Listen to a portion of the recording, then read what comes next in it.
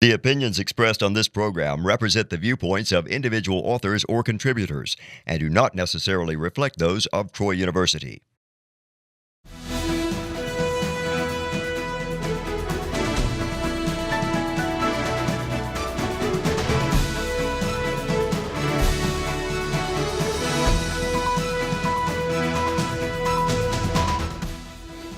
Hello and welcome to EconVersations. I'm your host, Dr. Dan Sutter of the Johnson Center for Political Economy at Troy University. Christmas is fast approaching, and Santa is putting the final touches on his naughty and nice list for 2016. I hope that all of our viewers have made the nice list. If you've been nice, Santa might bring you a nice present for Christmas, and perhaps fill up your stocking too. This sounds like a good deal for us, but does it actually represent a catastrophe for our economy? And if so, how? And what lessons does this offer for ongoing debates about protecting American jobs from moving overseas?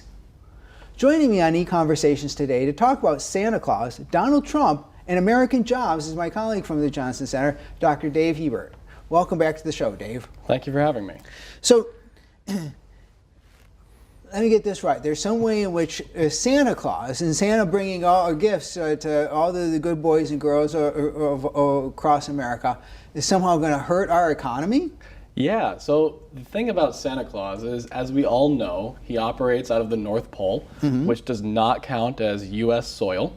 And so all of his production takes place in a foreign country, and it must therefore be imported into our country. He doesn't charge any prices, and so we have a massive trade imbalance with them. And what's going on is all that production that could be happening, or is happening in the North Pole, could be happening in American plants, and it would save about 1.2 million jobs. Really?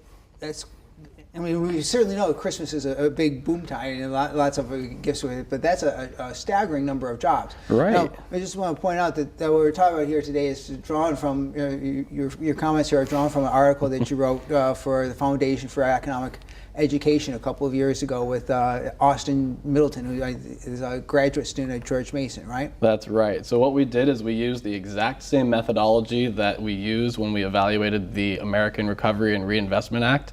And so what the Council of Economic Advisors did is they equated dollars that were spent in that act to jobs that were created. So we figured we'd compare the dollars that were lost in production to jobs created, and that's how we arrived at the $1.2 million jobs that could be saved. Because the economic boom of Christmas is quite large, right? Right. The amount of Christmas gift giving. I think people are somewhat unsure about exactly how much the gift giving is, but it's quite huge. Right, but if we applied the same economic reasoning that we do with this national income accounting, it'd be even bigger.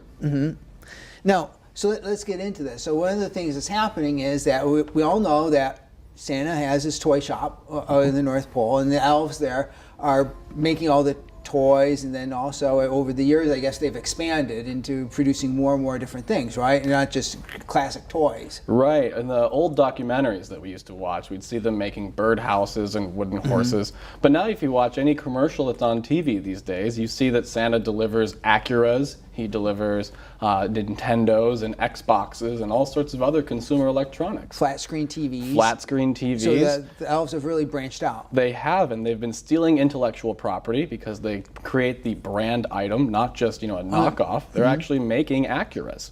That's trademark infringement and copyright infringement right there. And because the elves are working in the North Pole, those are if Santa wasn't bringing these gifts from his elves workshop, allegedly they might be produced here in the United States. We'd have to buy toys or flat screen TVs or cars that were produced here in the United States and give those as gifts instead, right? Correct. That's exactly the point. Is if Santa, in all of his good efforts and good faith efforts to help us, if he actually had his production in the United States, that would clearly be better. And then beyond that, as you point out, not only does he produce toys and flat screen TVs in the North Pole, he then brings them to us for free, just to come down the chimney and put them in our houses. So if you think about what we're trading with him, we're not really trading anything, right? Well, I mean, we are. We give him cookies and milk, right? But that's not money. And the important thing about GDP is we measure how many dollars are actually being traded. And so all the value that Santa creates and brings to us down the chimney does not get counted at all towards GDP. And so that's a tremendous loss. And yet it also seems like we must be running a big trade deficit with the North Pole, because we're getting all these goods from Santa and we're like not selling anything back to them. Right. If you look at any of our imports or our export history, there's nothing going to the North Pole except for maybe a dozen scientists. And that's about it. So the trade imbalance is entirely one-sided. Santa imports literally all goods that we consider with this trade, and we export essentially zero. And that's even worse than what we do with China. Right. At least with China, we're exporting something. Right. So it's not a completely lopsided trade balance. This is entirely one-sided. So it might seem like, from an individual standpoint, if you or I are on the nice list and we're going to get a gift from Santa, it could be a good thing for us individually, but for our economy, maybe not so good, right? Exactly. This is the perils, the true perils of the economic terrorism that Santa brings forth on the country, is that it's good for the individual. We get free things, but it's bad for the nation. Jobs are destroyed. Well, and of course now, we don't really mean this literally, right. Just to make sure here. But it does offer an interesting parallel, because you can actually cast much of what's going on at Christmas in some of the same kind of discussion or same language that we usually use when we apply to discussions of international trade or U.S. jobs being, U.S. companies moving some of their operations to Mexico or other places overseas, right? Yeah, this is exactly the same logic. So again, I want to be clear, this is all in jest. We're not suggesting that we should ban Santa Claus or anything like that. But it is the exact same kind of logic that people concerned with keeping jobs in America use. They should be terrified of Santa Claus every single year, just like they're apparently terrorized or terrified of people leaving or jobs leaving and going to Mexico. It's the exact same logic. And then also, by having this contrast, it hopefully might be a good way to get people to at least start to rethink their thinking about international trade or international economics, right? Right. So Santa Claus, obviously is bringing us gifts of good cheer every single year, but only for one day per year. Foreign producers, on the other hand, bring us our gifts of good cheer every single day of the year. And they don't dispute over religious affiliation. They don't contend about being good or bad. They just bring it to everyone all the time. And I guess another thing I like to see in this parallel is that, in the limiting case, I mean, if it really were the case that China were sending us goods and accepting nothing in return, then they really would be acting just like Santa Claus. And, hopefully then we could see like, oh, they'd actually be giving us gifts. Right. If we're really accepting nothing in return, those are gifts then that they're sending us. Exactly. So that's the paradox of this national income accounting that we use, is that it completely misidentifies costs and benefits. The imports that we receive from other countries are actually benefits to us, and the exports that we send them, those are the costs. But for some reason, we want to count the exports as a benefit in the sense that it creates jobs. We want to count the imports as a cost because it destroys jobs. But nothing could be further from the truth. So then to get into a discussion of an issue that's been very much in the news lately, involved the Carrier Corporation and actually their parent company, United Technologies, the company that owns Carrier and a lot of other businesses. And some controversy that erupted during the presidential campaign last year about some plans that Carrier had to move some of their operations to Mexico, right? Yeah, there was talk about moving, I think it was 2 plants from Indiana down to Mexico, and these plants combined to employ something like 2,000 workers. And the fear was that these plants were going to be moved down to Mexico, and that Indiana and the United States was going to lose these 2,000 jobs. And so what happened is Donald Trump and his vice president-elect, Mike Pence, came in and were able to sort of stop this from happening. And fortunately, it seems like Santa moved his operations up to the North Pole some years ago, so he won't be caught up under this current controversy or Trump's current plans to not let people move American jobs overseas. Right. Thankfully, Santa's been long gone, but maybe we should try to bring him back too. So we have this issue here with this movement of jobs from the United States possibly to Mexico, and again, because when he was running for president, Donald Trump said that this was the kind of thing that wouldn't happen if he was elected president. So now he's been elected president, and people were waiting to see what would happen here. But then lots of American companies are always or thinking about trying to move some of their operations overseas. So it's not just going to be a one-time thing, right? No, that's the real thing that I personally am afraid of is what Donald Trump essentially did is he rewarded a company for threatening to leave. And anytime you reward any type of activity, you're going to see more of it.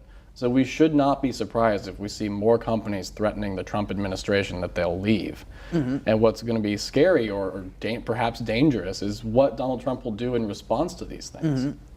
Well, let's get into this. So one of the details of this movement, of this plan by United Technologies, there you can move these two operations to Mexico.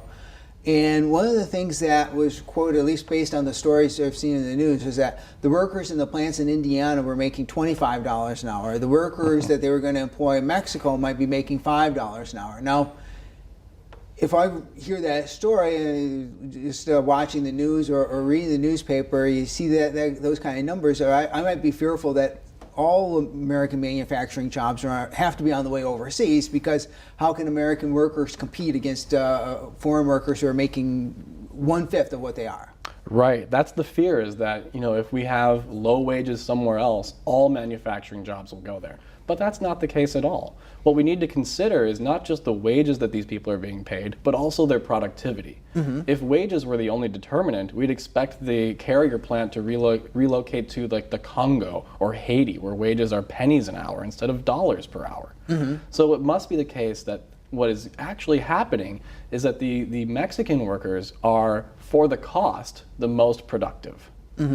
At least relative to their low wages. So let's get into this a little bit more. So American workers are getting paid a lot more than the Mexican workers, but from a business's standpoint, a manufacturer's standpoint, it still might make sense to hire those really expensive American workers, right? Right. So let's be clear that the American worker, or the American manufacturing worker, is one of the highest paid workers in the entire world. And the reason for that is because they're also some of the most productive workers in the entire world. So when you're productive, your wages will go up. And what's going on here is we see that some of the Mexican workers are perhaps not quite as productive as their American counterparts, but they're far cheaper.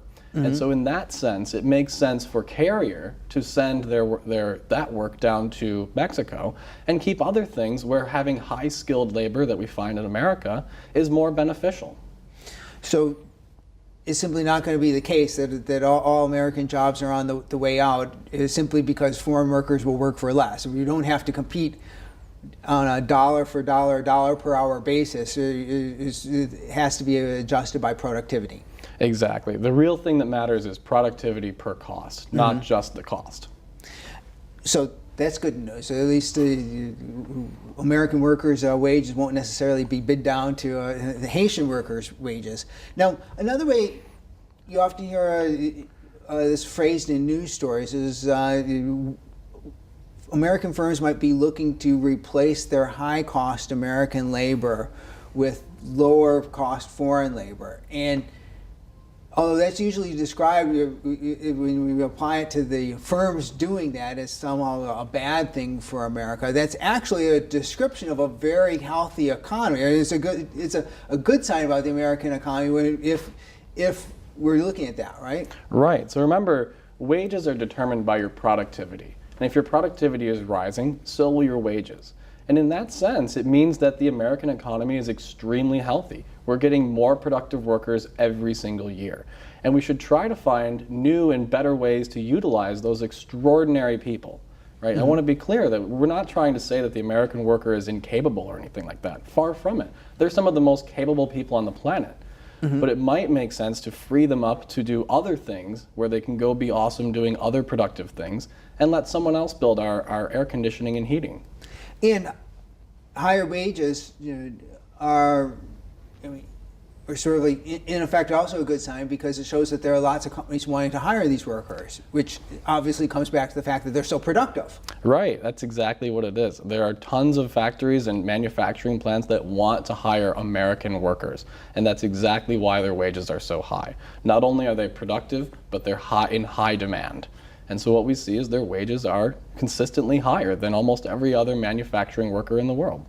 And then that's doubly good because they're earning those high wages because they're helping create value in our economy. Those wages are not a gift from the carrier and other corporations. I mean, workers are actually earning, are making value that's leading to their being able to earn those higher wages, right? Exactly. Wages are not something that are just given to you from your employer because they're nice or because they like you or anything like that. They're earned. This is why we feel at the end of the day that we earned our paycheck. It's because we worked and we produced value for the company, or whatever plant it is, or whatever it is that we're doing.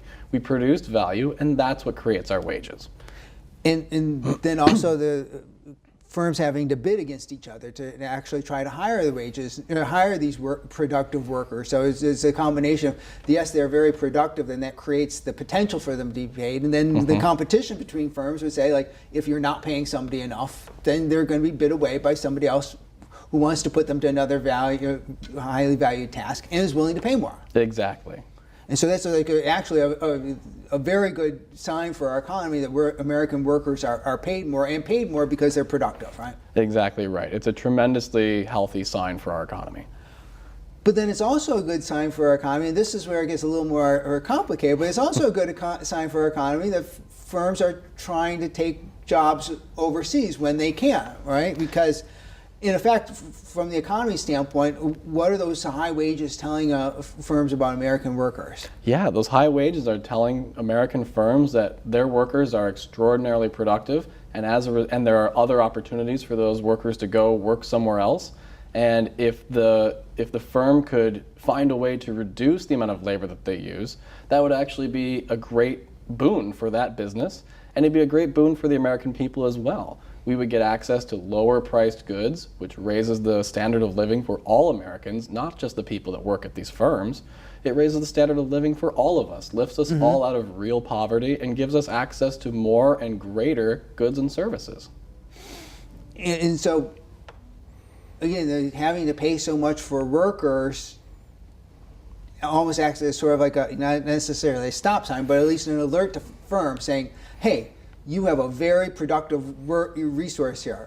These workers are very productive. They have they're in high demand. Other firms want to use them as well. If you aren't putting them to a good use, you should stop. Yeah, you should stop using them and let someone else use them. And that's the real beauty of it, is that these incentives that low-priced labor in other countries, the incentives that creates, actually leads to American workers going on to better and more productive uses. And then it also leads firms to try to look to explore, experiment, to try to say, well, can we pay Mexican workers $5 an hour and set up a factory in which they can be productive enough to be comparable to producing in the United States, right? Right, exactly. It allows more experimentation in the marketplace, which leads to more new inventions and new products coming out. It also helps lift people around the world out of poverty, which is one of the big scares of the Trump administration in other countries, is that he will take those jobs back. But the thing that no one, at least in America, seems to be considering is that forces those workers back into lower paying, lower quality, and lower standards of jobs. And so these workers are rightfully afraid of what President Trump might do. And just to point out, I mean, Mexican workers making $5 an hour, I mean, over the course of like your standard work year, I mean, that translates into making $10,000 an hour. Now, compared to Americans, that seems low, but that's actually like, I think at or above the world GDP per capita across the entire globe. I mean, Mexico is not like a low-wage, poor country. No, it's not. Yeah, and that's the beauty of it is, today we have fewer people under the world poverty line than ever before. And it's all thanks to actually exporting jobs to places where labor is cheaper relative to its production. And sometimes, and this is a part of the story I think that goes underreported sometimes. I mean, companies sometimes bring operations back to the United States as well, right? Because they've tried to experiment. They're opening up a plant in Mexico and just didn't work out for them, right? Yeah, we've seen plenty of companies actually send jobs overseas and learn that maybe wasn't the best idea, and it comes right back here, and they employ the high productive, high skilled American workers instead. And we shouldn't be surprised by that or criticize the companies, because they're experimenting. They're trying to discover if there's some way that they can, you set up a factory and make goods as good as well in say Mexico or Taiwan or some other country as they could in the United States, using the very high skilled American workers. And you never know before you try if it's going to work out, right? Exactly. We should always remember that the goal of any firm is to actually serve its customers. A firm or a business or a company that serves its customers best is the one that makes the most money.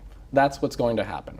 And so if we allow them to experiment in new ways of producing the same goods, we're just allowing them to try new things that might work. If we stop them from trying things that might work, that just leads to further impoverishment. No, it's reported that Carrier was going to carry United Technologies. Some of the jobs weren't necessarily, I think, Carrier jobs that were going to be moved, but rather one of the plants was a United Technologies company. News reports have said that the company would have saved $65 million a year in terms of lower costs if they moved these jobs to Mexico, and that's really sort of a number that helps us see what the benefit of doing this for our economy would have been, right? Yeah, I mean, think about if you could save in your own household $65 million per year. You'd be jumping for joy. It'd be an amazing thing. And so those savings would have been tremendous. They would have been very helpful for the U.S. economy. They would have been passed on to consumers because, as it turns out, Carrier is not the only producer of heating and air conditioning units. And so those prices would have come down, allowing more people to have access to better heating and air conditioning. In a world where we're concerned about our energy consumption, people could have access to low or energy efficient appliances, saving some of those greenhouse gases and everything. It literally could have been a tremendous boondoggle for all parties involved, consumers and firms alike. So at least in this case, though, I mean, Donald Trump, maybe because this came out of a promise he made during the campaign, or he made a decision to try and save these jobs or prevent them from relocating to Mexico. Maybe savings is the wrong term, because perhaps these workers could have gotten a job elsewhere, so they might not have been without a job altogether. But so he made a decision here to try to keep these jobs from going overseas, and recently announced, I guess at the beginning of December, that Carrier had agreed not to move their operations to Mexico. So tell us a little bit about the deal that was struck that helped keep these jobs in Indiana.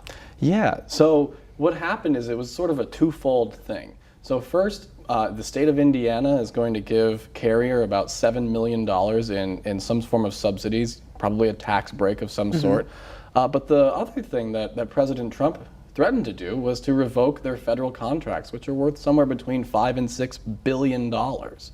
And so when you're faced with potentially losing $5 to $6 billion, suddenly saving $65 million doesn't seem like quite a good deal. And so what happened is Carrier decided to keep their manufacturing happening here. But I think what's perhaps most troubling, at least to me, and you hinted at this and said that the Carrier workers could have found a different job instead, so it's not clear that these jobs were technically saved, is that this says that what President Trump thinks is that these Carrier workers were incapable of finding other work, that they couldn't possibly find a job anywhere else. And we know that's not true. The American workers are some of the most productive people on the planet. People would bend over backwards to employ them, as evidenced by their high wages. And so it's a terribly scary thought to think that we have someone in the White House who thinks that American workers are incapable of finding new jobs. Yeah, because I mean, if Carrier was paying the high salaries as a gift, then it might easily be the case. Then nobody else would come along and give the workers such a nice gift. Right. But since they were earning those salaries and they have they have skills that allow them to be so productive, it's not a gift, and it's actually something that they could earn in the market. Right. Now, President Trump also during the campaign suggested that he might try to put taxes or tariffs on companies that move jobs overseas as well. So how would that work as a means to try to keep jobs here in the United States? Yeah, so that's just threatening other countries or other companies, I should say, with a cost for doing good business. And that's a terrifying thing. We want these companies to find ways to produce their goods at low costs and sell them at lower prices. And if they can do that, that's great. But what President Trump is doing, or President-elect Trump, I should say, is doing is threatening to stop them from doing this. And if it was a company that moved their operations to Mexico, we have the North American Free Trade Agreement. It limits our ability to impose tariffs on goods coming into the United States from Mexico. So, I mean, there might have been bigger issues in terms of to try to put that tariff on a company when they move jobs to Mexico.